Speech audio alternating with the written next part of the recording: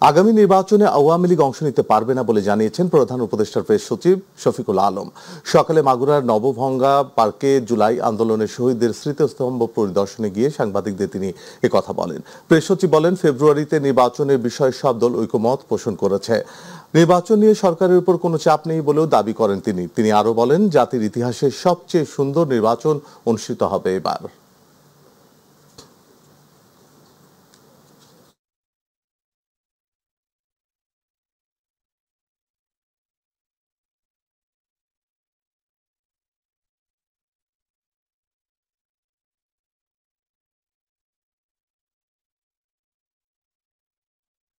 Awami League election করতে পারবে না, কোনো ধরনের কোনো চাপ নাই, এতে দেশি বিদেশি কোনো ধরনের কোনো চাপ নাই।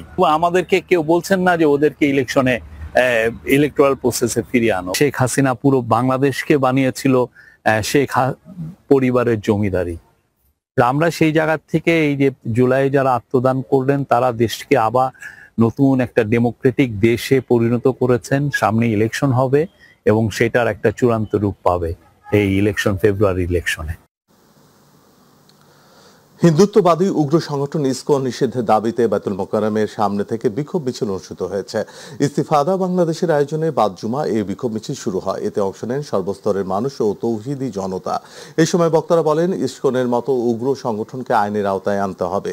দেশের বিভিন্ন স্থানে ইসলামী নেতৃবৃন্দ ও ইমাম খতিবদের উপর সংগঠনটি হামলা চালিয়েছে বলে অভিযোগ করেন বক্তারা আরো বলেন, দেশের শান্তি ও সাম্প্রদায়িক সম্প্রীতি রক্ষার সাথে ইসকন নিষিদ্ধ ঘোষণা করা ছাড়া আর কোনো বিকল্প নেই।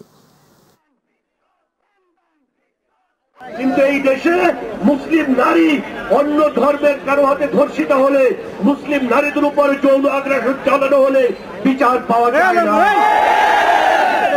পুলিশ ভিকটিমকে দোষারোপ করে, যারা বিচার চায়, যারা বিচারের জন্য আন্দোলন করে, তাদেরকে ফাঁসানোর জন্য পুলিশ চক্রান্ত করে।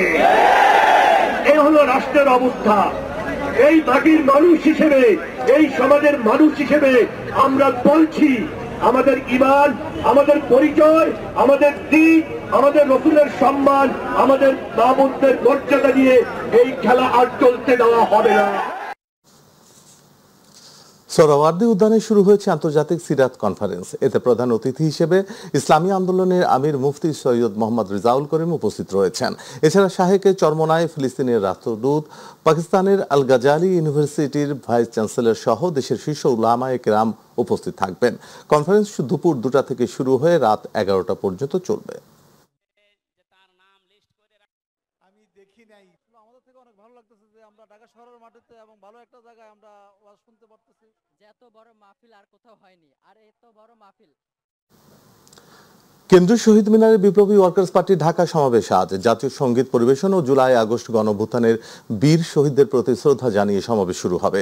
জনগণের জীবন জীবিকা নিশ্চিত, বাজার সিন্ডিকেটের দৌরাত্ম বন্ধ, অবাধ ও নিরপেক্ষ নির্বাচনের জন্য সমগ্র প্রশাসন ঢেলে সাজানো, সরকার ও নির্বাচন কমিশনের নিরপেক্ষতা নিশ্চিত, সন্ত্রাস, চাঁদাবাজি ও দখলদারিত্ব উচ্ছেদ সহ 8 দফা দাবিতে এই সমাবেশ ও গণমিছিলের আয়োজন করা হয়েছে। সমাবেশের পর ঢাকার রাজপথে গণমিছিল অনুষ্ঠিত হবে। সমাবেশে সভাপতিত্ব করবেন বিপ্লবী ওয়ার্কার্স পার্টির সাধারণ সম্পাদক সাইফুল হক।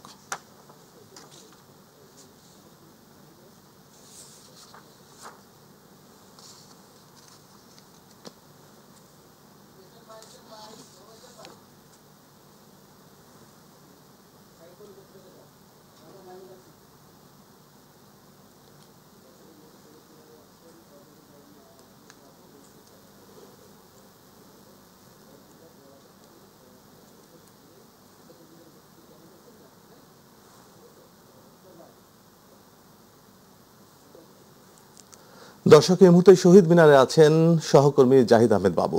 যুক্ত হচ্ছি তার সাথে। জাহিদ, বিপ্লবী ওয়ার্কার্স পার্টির ঢাকা সমাবেশ ঘিরে নেতাকর্মীদের উপস্থিতি কেমন দেখছেন, আমাদের জানান।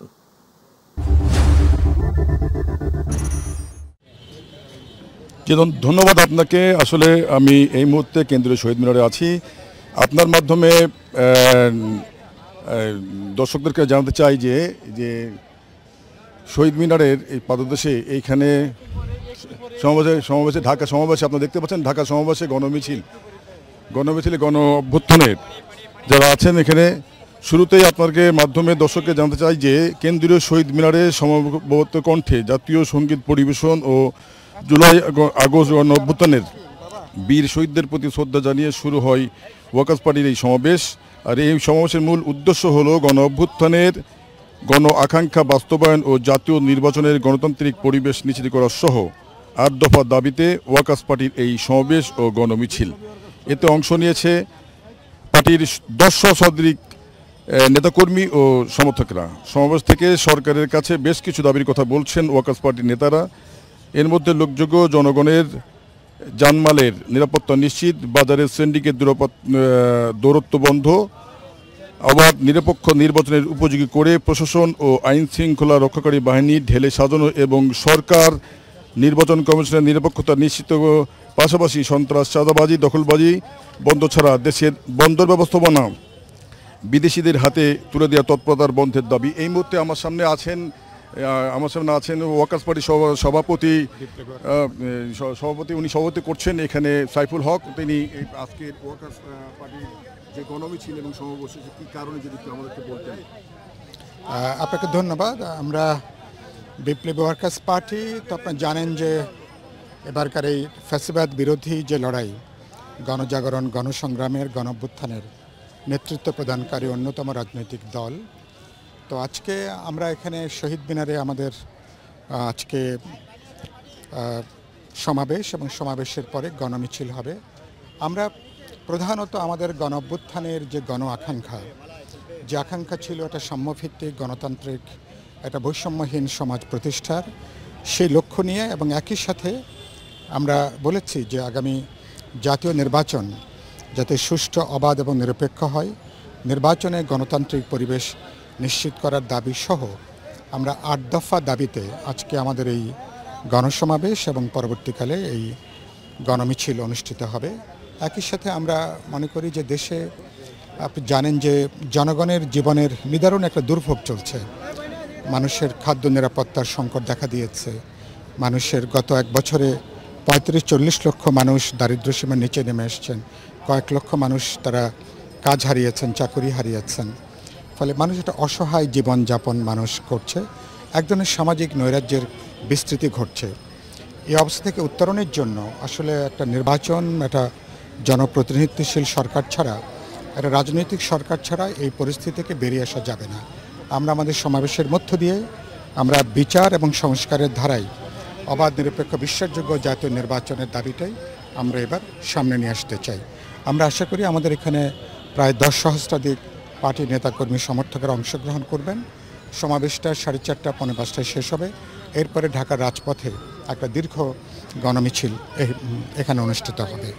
ধন্যবাদ আপনাকে। আপনারা যেমনটি শুনছিলেন যে গণ অভ্যুত্থানের আকাঙ্ক্ষা বাস্তবায়ন এবং এই নির্বাচনের গণতান্ত্রিক পরিবেশ সৃষ্টি করার দাবিতে সহ 8 দফা যে বাংলাদেশ বিপ্লবী ওয়ার্কার্স পার্টির যে দাবি, সেই দাবির প্রেক্ষিতে আজকে এই কেন্দ্রীয় শহীদ মিনারের পাদদেশে এই সমাবেশ এবং এই সমাবেশ পরবর্তী একটি গণমিছিল বের হবে। সেই গণমিছিলটি হাইকোর্ট, তক্ষণা রোড, দৈনিক বাংলা, নয়াপল্টন, বিজয়নগর হয়ে সেগুনবাগিচায় তাদের কেন্দ্রীয় কমিটির সামনে এসে শেষ হবে।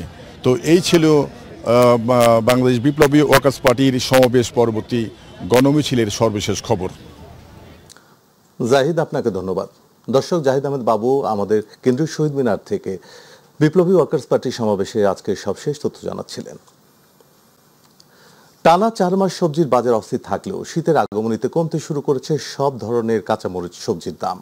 মাছের দাম অপরিবর্তিত থাকলেও গরুর মাংসের দাম কমেছে কেজি প্রতি 50 টাকা। তবে আগের দামে বিক্রি হচ্ছে সোনালী ও ব্রয়লার মুরগি। এদিকে সরকার বিদেশ থেকে চাল আমদানি করায় চালের দাম কিছুটা কমেছে। বিস্তারিত শিমুল খানের রিপোর্টে। গত কয়েকদিন আগে বাজারে গেলেই দ্রব্যমূল্যের আকাশচুম্বী দাম শুনে দিশেহারা হতো মানুষ। তবে মৌসুমী শীতের আগমনীতে সব ধরনের সবজির দাম কমায় সাধারণ মানুষের মাঝে স্বস্তি প্রকাশ করতে দেখা গেছে। রাজধানীবাসী বলছেন কিছুটা কমেছে সবজির দাম। সবজির দাম গত সপ্তাহে চেয়ে এই সপ্তাহে সবজির দাম অনেক কম। আজকে 40 টাকা 30 টাকা লাউ পাওয়া যাচ্ছে। সিম ছিল 180 টাকা 200 টাকা কেজি, আজকে সুজা 80 টাকা কেজি। এখন একটু মোটামুটি ভালো, মরিচের দামটা বেশি। উইন্টার সিজনটা তো শুরু হয়নি, উইন্টার সিজন আসলে অটোমেটিকলি কমবে। এদিকে গরুর মাংসের দাম কমে বিক্রি হচ্ছে 750 টাকায়, তবে ব্রয়লার মুরগি ও সোনালী মুরগি বিক্রি হচ্ছে আগের দামে। 750 ছিল, এই সপ্তাহ 750। পাকিস্তানি 250 টাকা থেকে 260 টাকা বিক্রি করা হইতাছে। মাছের দাম নিয়ে মিশ্র প্রতিক্রিয়া দেখা গেছে। ব্যবসায়ীর দাবি মাছের দাম কমেছে, তবে সাধারণ ক্রেতা বলছে ভিন্ন কথা। তেলাপিয়া 200 টাকা কেজি, এতদিন আসলে 220 টাকা, মানে আগের চেয়ে একটু দাম কমছে। বাজারে কিন্তু দাম কমে না, তুলনামূলকভাবে দেখতেছি গত সপ্তাহের তুলনায় আরো বেশি দাম। কই মাছ বলেন, গুলশা মাছ বলেন, রুই মাছ বলেন, সব মাছেরই দাম বেশি। এদিকে বিদেশ থেকে সরকার চাল আমদানি করায় চালের দাম কিছুটা কমেছে বলে দাবি বিক্রেতাদের। চাউলের দাম কম হচ্ছে না, চাউলের দাম স্থিতিশীল আছে। ইন্ডিয়ান চাউল হালের সাথে উপকার অতটুকু হয়েছে যে চাউলের দাম বাড়ে নাই, মুনাফা করে আর ওইদিকে আগে নেই এখন পর্যন্ত। সামনের দিনগুলোতে সবজি সহ সব ধরনের দ্রব্যমূল্যের দাম আরও কমবে বলে মত ক্রেতা বিক্রেতাদের। শিমুল খান, মাই টিভি, ঢাকা। চলতি মৌসুমে টাঙ্গাইল বেলদুয়ারে আগাম শীতকালীন সবজি চাষ করে লাভবান হবার স্বপ্ন দেখছেন কৃষকরা। কোথাও কৃষকরা জমিতে বীজ রোপণ করছেন, কোথাও আবার গাছের পরিচর্যায় সময় ব্যস্ত করছেন।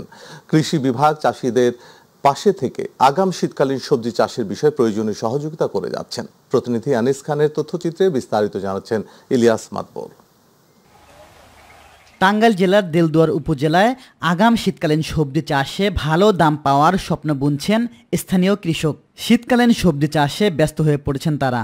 অল্প সময়ে কম খরচে ফুলকপি, বাঁধাকপি, বেগুন, টমেটো, করলা ও বেগুন সহ বিভিন্ন জাতের সবজি চাষ করে লাভবান হওয়ার আশায় জমিতেই সময় পার করছেন কৃষকরা। চাষিরা জানান, মৌসুমের শুরুতে শীতকালীন সবজি ভালো দাম পাওয়ার আশায় শীতের মৌসুম শুরু হওয়ার আগেই শীতকালীন সবজির আবাদ করছেন তারা। আগাম করলে পরে একটু দামটা ভালো পাওয়া যায়, আর পরে তো একবার গেড্ডা মেরে যায়, তখন দামটা একটু কমে যায়।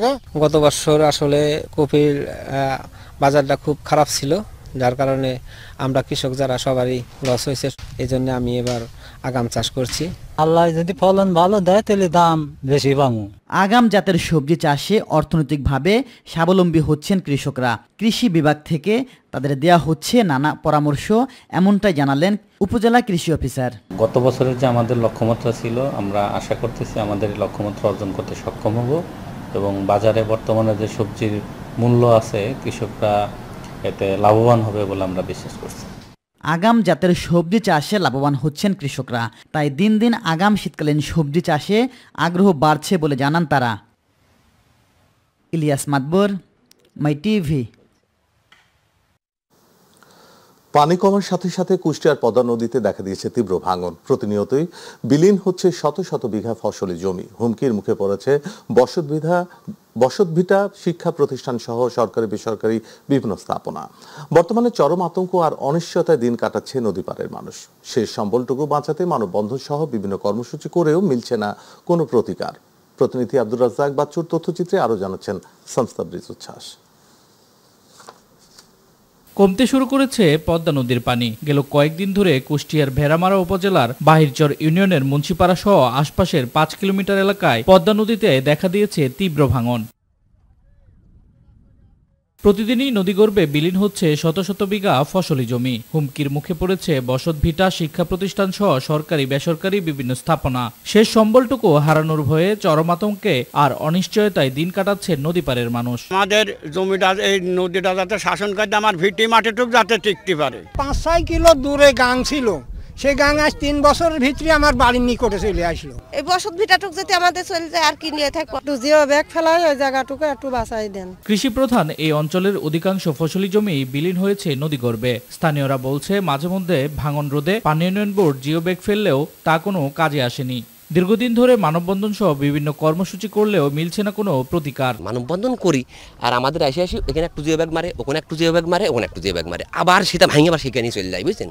যখনই আমরা রাস্তা অবরোধ করি তখনই দেখা যাচ্ছে তাৎক্ষণিক একটা ব্যবস্থা নেয়, সেই বস্তা আবার দেখা যাচ্ছে 10 দিন পর সেই বস্তা হারিয়ে যায়। নদী ভাঙন এলাকার থেকে রক্ষা পাবে, এই হচ্ছে মূলত আজকে মানববন্ধন, আজকে প্রাণের দাবি। এই 500 মিটার কাজ পানি উন্নয়ন বোর্ড বলছে, ইতিমধ্যেই ভাঙন কবলিত এলাকা পরিদর্শন করে ঊর্ধ্বতন কর্তৃপক্ষকে অবহিত করা হয়েছে। অনুমতি পেলেই নেওয়া হবে প্রয়োজনীয় ব্যবস্থা। ভেড়ামারা উপজেলা মুন্সিপাড়ায় যে মানববন্ধন সংগঠিত হয়েছে, আমরা সেই জায়গাগুলো সাইট পরিদর্শন করছি।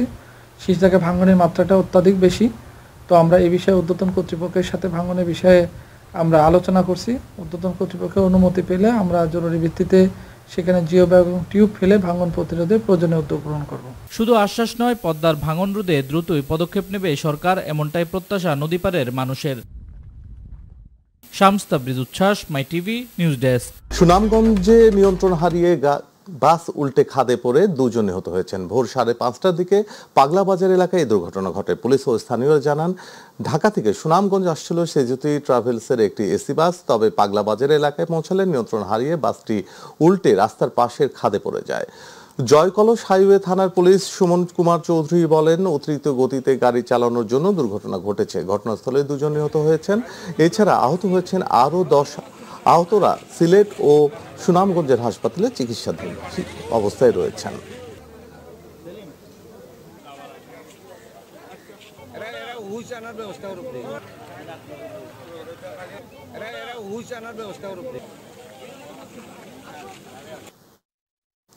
নরসিংদীর মাধবদীতে ঢাকা সিলেট মহাসড়কে বাস ও অটোরিকশার সংঘর্ষে 3 যুবকের মৃত্যু হয়েছে। বৃহস্পতিবার রাত 11:30টার পর ঢাকা সিলেট মহাসড়কের মাধবদীর রায়নাদি এলাকায় এই দুর্ঘটনা ঘটে। নিহতরা হলেন সিয়াম মিয়া, সাব্বির হোসেন ও অটো চালক ফাহিম মিয়া। স্বজনরা জানান, রাতে ইজি বাইকে করে তারা 3 জন মাধবদীর থেকে রায়নাদি এলাকায় যাচ্ছিলেন। এই সময় ইজি বাইকটি মহাসড়ক পার হওয়ার সময় ঢাকা থেকে সিলেটগামী দ্রুতগতির একটি বাস ইজি বাইকটিকে চাপা দেয়। একজনের ঘটনাস্থলে মৃত্যু হয়। গুরুতর আহত অবস্থায় অপর 2 জনকে ঢাকা মেডিকেল হাসপাতালে নেওয়া হলে আজ সকালে চিকিৎসাধীন অবস্থায় তাদের মৃত্যু হয়।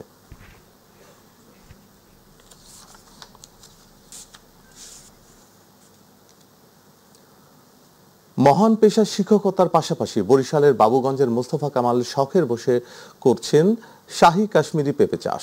এখন বাণিজ্যিকভাবে লাভের পাশাপাশি অনেক উদ্যোক্তাদের করছে স্বপ্ন পূরণ। বেকার হতাশাগ্রস্ত যুবকরা তাকে অনুসরণ করে গড়তে পারে নতুন কর্মসংস্থান।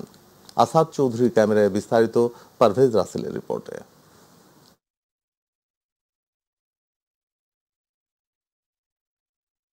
আগ্রহর জায়গা থেকে মোস্তফা কামাল প্রায় 1 একর জমিতে রোপণ করেছেন 500 শাহী কাশ্মীরি পেঁপে গাছ। কৃষিকাজে নিবেদিত এই শিক্ষক এখন এলাকার আলোচিত এক সফল কৃষক। অফিস শেষে সময় দেন মাছের ঘের, সবজি চাষ এবং পেঁপে বাগানের পরিচর্যায়। উচ্চ মূল্যের এই পেঁপে চাষে বাড়ছে ক্রেতা, ভোক্তা এবং নতুন উদ্যোক্তাদের আগ্রহ। 100 মণ পেঁপে আমরা নগদেই বিক্রি দিছি এবং একটা আনন্দ লাগে বিক্রি দেওয়ার সময়। বেগুন হোক, মরিচ হোক, করল্লা হোক, সব চাষ উনি বোঝে। এবছর প্রায় 10 লাখ টাকার পেঁপে বিক্রির লক্ষ্যমাত্রা নিয়েছেন মোস্তফা কামাল। ভবিষ্যতে আরো কয়েক একর জমি নিয়ে সম্প্রসারণের পরিকল্পনাও রয়েছে তার। আমার ছোটবেলা থেকে কৃষিকাজ করা একটা শখ। বেকার বলতে আসলে আমি কিছু বুঝি না। যদি কেউ বেকার থাকে, যুবক, একটু জমি থাকলে তারা যেন কৃষিকাজ করে। কৃষিকাজে খুব দ্রুত লাভবান হওয়া যায়। এলাকাবাসী ও উদ্যোক্তারা মনে করেন, মোস্তফা কামালের এই উদ্যোগ বরিশালের কৃষিতে আনতে পারে এক নতুন বিপ্লব। আমি গত বছর 400 চারা নিয়ে তার কাছ থেকে আমি রোপণ করছি। ইনশাল্লাহ আমি 4 লক্ষ টাকার মতো প্রফিট আমি পাইছি। আমি একটা জব করি, জবের পাশাপাশি আমিও একটা কিছু করতে পারি কিনা স্বাবলম্বী হওয়ার জন্য আমি তার কাছে এসেছি। তরুণদের জন্য মোস্তফা কামালের এই উদ্যোগ হতে পারে কৃষিতে আত্মনির্ভরতার বাস্তব উদাহরণ, প্রত্যাশা এই কৃষিবিদের। যারা তরুণ যুব সমাজ রয়েছে, তারা যদি পেঁপে সহ অন্যান্য ফসল আবাদে উদ্বুদ্ধ হয়, তাহলে নিজেরা স্বাবলম্বী হতে পারেন এবং আত্মকর্মসংস্থানের পাশাপাশি অন্যরাও কর্মসংস্থানের সুযোগ সৃষ্টি হয়। বেকার হতাশাগ্রস্ত যুবকদের জন্য অনুপ্রেরণা। পারভেজ রাসেল, মাই টিভি, বরিশাল।